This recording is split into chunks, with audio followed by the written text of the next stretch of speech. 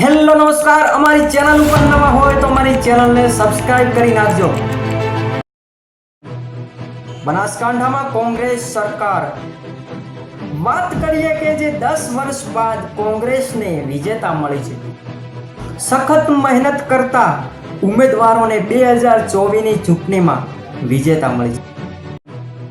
બનાસકાંઠા જિલ્લામાં ભાજપ vs કોંગ્રેસ હતા, પણ બંને પક્ષોના મુકાબલાની સામે 26 બેઠકોની જીત મેળવનાર કોંગ્રેસના ફાયર બ્રાન્ડ નેતા એટલે કે ગેનીબેન ઠાકોર બન્યા છે। ગુજરાતમાં ભાજપનું ત્રીજી વખત ક્લીન સ્વપ્નું રોળાયું છે। બ્રાન્ડ નેતા ગેનીબેન ઠાકોર કોંગ્રેસની એક લાજ રાખી છે। ગુજરાતમાં લોકસભા છેલ્લી બે ચૂંટણી ભાજપની તમામ 26 બેઠકો જીતીને વિક્રમ સર્જાયો હતો, પરંતુ આ વખતે ભાજપના વિજય રથ બનાસકાંઠાની કોંગ્રેસના ઉમેદવાર ગેનીબેન ઠાકોરે રોકી દીધો છે।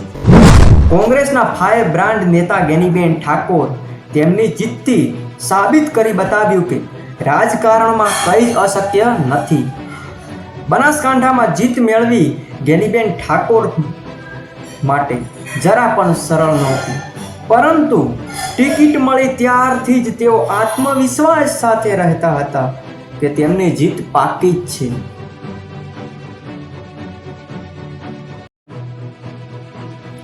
બનાસકાંઠાની નવી સરકાર, નવો પડકાર, સૌનો સાથ, સૌનો વિકાસ, બનાસકાંઠામાં કોંગ્રેસ સરકાર।